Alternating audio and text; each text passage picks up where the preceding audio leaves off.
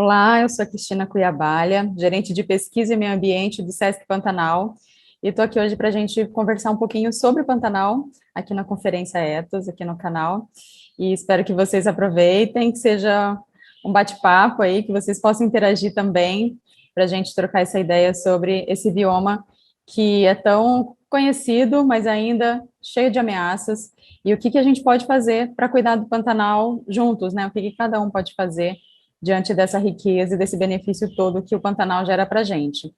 Bem, o Pantanal, ele é um bioma brasileiro, né, com a maior porcentagem dele está no Brasil, no Mato Grosso, no estado de Mato Grosso e Mato Grosso do Sul, mas também ele ocorre na Bolívia e no Paraguai, uma pequena porção dele lá.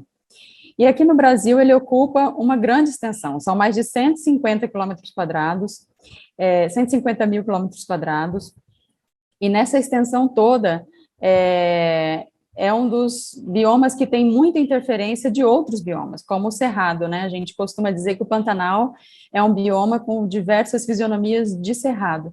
E a sua principal característica é o pulso de inundação, porque o Pantanal é uma grande planície sedimentar. O que que é isso? É uma área muito plana, com pouca declividade e com uma baixa altitude, e cercado de serras. Então, é como se a gente fosse imaginar uma bacia, e o fundo dessa bacia é o Pantanal, a planície pantaneira, e a parte mais alta, né, dessa borda dessa bacia são as serras que circundam o Pantanal. Então, toda a água que chega das cabeceiras, que a gente chama, né, que são os rios que vêm para o Pantanal, toda a água de chuva que cai nessas cabeceiras, elas são carreadas para o Pantanal, e por ele ser muito plano, com baixa altitude e pouca declividade, ele inunda, e essa água ela vai escoando muito lentamente ao longo de todo esse território. E, portanto, o Pantanal, quando a gente pensa, às vezes, em Pantanal, a gente imagina uma área muito alagável, né? Uma área permanentemente alagável. E não é assim. Como eu disse, é um pulso de inundação. O Pantanal, ele enche e seca todo ano. Todo ano a gente tem essas estações, né? Chega a chuva e ele enche, ele vai secando, fica muito seco durante um período do ano e depois ele volta a encher. E essa dinâmica dessa inundação faz com que ele seja muito heterogêneo. Então, a gente tem muitos pantanais, diversos tipos de pantanais diferentes, pantanais mais secos, pantanais mais úmidos, pantanais que estão permanentemente cheios, outros que nunca ficam inundados, nunca enchem, e toda essa diversidade da paisagem traz também uma diversidade da sua fauna, né, da sua cobertura vegetal, e também da sua ocupação, né. O Pantanal, ele é um território que é marcado por uma ocupação humana muito importante na história aqui regional, né, de Mato Grosso do Sul. Aqui ocupavam originalmente diversos grupos indígenas que combateram aí a colonização durante muito tempo, resistiram a grandes batalhas e eles começaram a dominar o cavalo, por exemplo, dos espanhóis que chegaram aqui para dominar esse território, e também eles estavam muito adaptados, claro, a essa dinâmica de inundação do Pantanal, então eles tinham essa vantagem de estarem muito bem adaptados a essa dinâmica, eles venciam, então, muitas batalhas, mas muitos desses grupos foram dizimados, e o Pantanal, ele vem sofrendo uma ocupação muito grande, principalmente nos últimos 40 anos, com o desenvolvimento, né, de várias atividades aqui, do turismo, da mineração, e hoje a gente pensa, né, num Pantanal diverso, com cidades pantaneiras, com áreas rurais, comunidades tradicionais, grupos indígenas, então vale a pena a gente também pensar que é um território bastante heterogêneo culturalmente e também da sua natureza. Mas por que que a gente fala sobre o Pantanal? Por que que a gente está aqui, né? Hoje eu estou aqui na Reserva Particular do Patrimônio Natural do Sesc Pantanal, a RPPN, e essa é uma área que já tem 25 anos aqui no Pantanal, né? Uma área que o Sesc criou para conservação, para pesquisa, educação ambiental e turismo, e durante esses 25 anos, a gente vem cuidando de um pedaço de chão de 108 mil hectares, que é a maior reserva privada do Brasil. E por que que a gente desenvolve esse trabalho há tanto tempo, né? Porque o Pantanal gera muitos benefícios para a vida humana, né? Não só para a vida humana, mas falando aqui, né, de forma mais, voltando aqui para a nossa realidade, para o nosso contexto de vida humana, ele gera muitos benefícios quando ele está conservado, né? O Pantanal, ele tem o poder aí, toda a estrutura para que ele possa fazer uma purificação das águas, o controle das erosões, a mudança climática, ele consegue ter uma microrregulação dos efeitos das mudanças climáticas, mitigando esses efeitos, né? E ele também tem os valores culturais, que é exatamente esse histórico que ele possui tão rico, as possibilidades de contemplação, de lazer, de recreação, de manifestações culturais, tudo isso são benefícios que ele gera e a gente usufrui, né, em alguma medida. E aí, toda essa característica dele, esses benefícios, né, que ele gera para a gente, faz com que ele seja mundialmente reconhecido, né, apesar dele ainda precisar ser mais reconhecido, a gente precisa falar mais de Pantanal, ele já possui alguns reconhecimentos internacionais. Ele é patrimônio natural da humanidade, reconhecido pela Unesco, e ele também possui sítios Ramsar. Ramsar é uma convenção internacional que o país, né, que o Brasil é signatário, e a gente criou, então, né, foram criados, desde então, desde a da assinatura dessa convenção, vários sítios Ramsar, que são as áreas úmidas de importância internacional. O que é área úmida, né? O Pantanal é uma grande área úmida. É aquela área que está na interface, tanto das áreas terrestres, quanto das áreas aquáticas, né? São áreas que oscilam entre fases terrestres e fases aquáticas. E essa convenção internacional reconhece áreas que têm áreas úmidas que têm uma importância internacional. Por exemplo, aqui na RPPN somos um sítio Ramsar, porque teve um reconhecimento, todo um estudo, um levantamento, uma avaliação da convenção e pesquisas que registraram que, por exemplo, espécies migratórias de aves passam por aqui. Elas vêm lá da América Central, lá da América do Norte, passam por aqui, aqui pela reserva, e vão até a Argentina. Então, a gente está aí na rota da reprodução dessas aves migratórias. Então, isso é uma importância continental, né, de uma área, e que tem esse reconhecimento. Então, é muito importante que a gente fortaleça sempre esse status, né, dessa importância desse bioma, para que todos possam se envolver de alguma forma e nos ajudar a cuidar.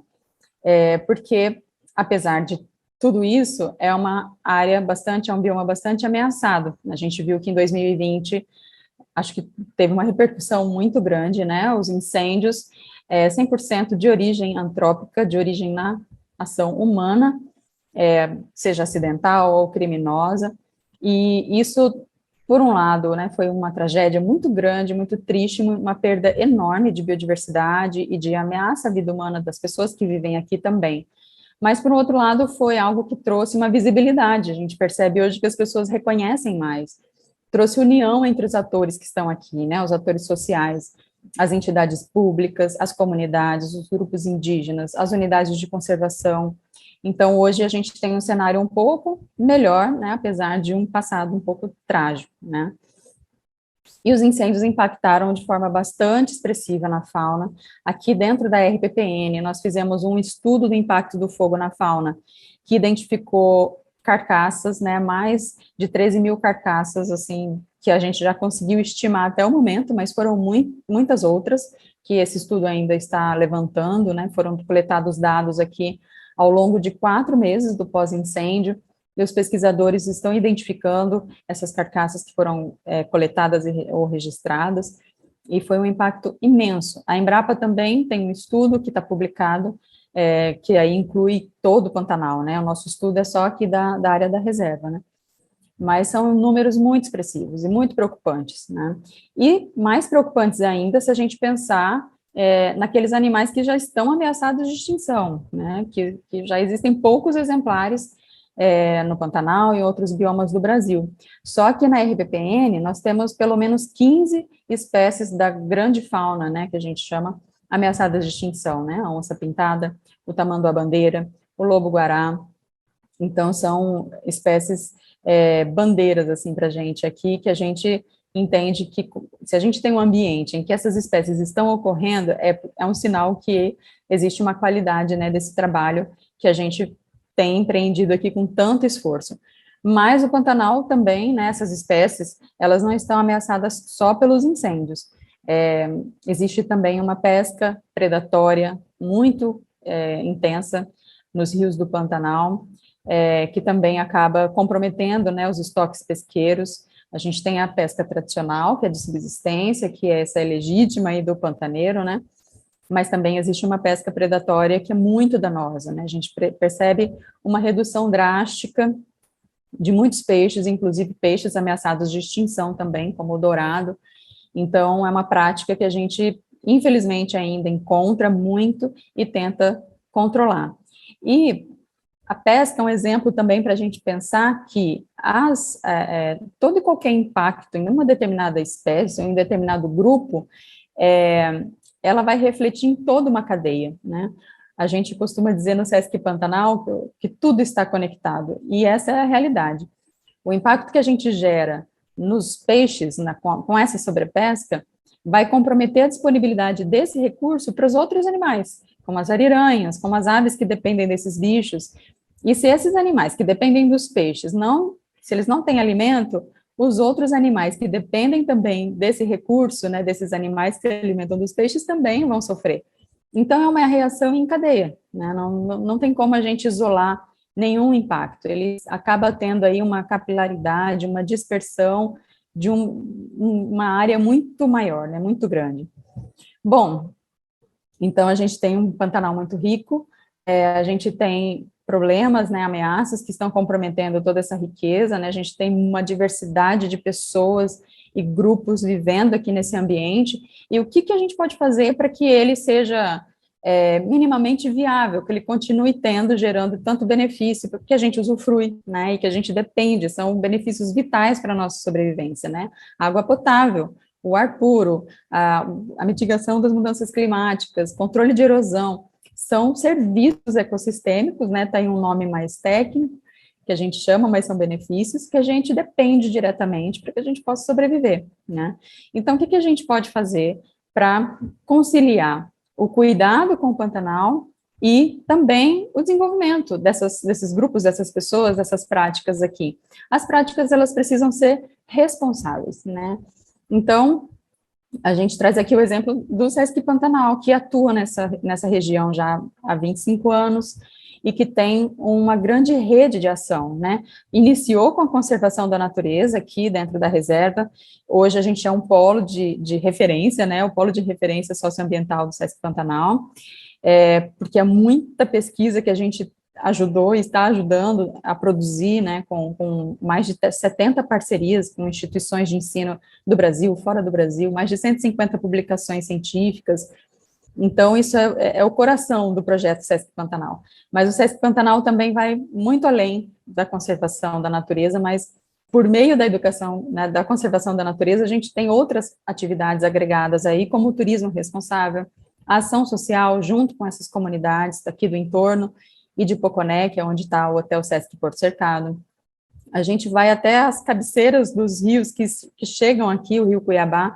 Então, temos uma unidade também na área do Cerrado, que abastece, né, com as suas águas aqui, o Pantanal. Então, é uma rede muito abrangente de ação para que a gente possa mobilizar as pessoas, transformar as pessoas, estabelecer parcerias, né, a gente não atua sozinhos, atuamos aí junto com muitos parceiros, muitas instituições. Uma ação também muito importante, que a gente estimula muito e pretende inspirar, é a participação em colegiados, para que a gente possa trocar ideias, evoluir, né, nesses diálogos, e estabelecer políticas públicas condizentes com o que o Pantanal realmente precisa, em termos de proteção, em termos de desenvolvimento, né. Então, essas são algumas das nossas estratégias que a gente espera poder, né, continuar impactando positivamente, porque a gente tem muito esse poder, né, de causar um impacto, e a nossa escolha é causar um impacto positivo, né, tentar mitigar ao máximo os impactos negativos que eles ocorrem, né, onde está a ação humana tem impacto negativo, mas a gente também tem uma potência enorme, cada um de nós tem uma potência enorme de causar um impacto positivo onde quer que a gente esteja. Obrigada, um abraço a todos.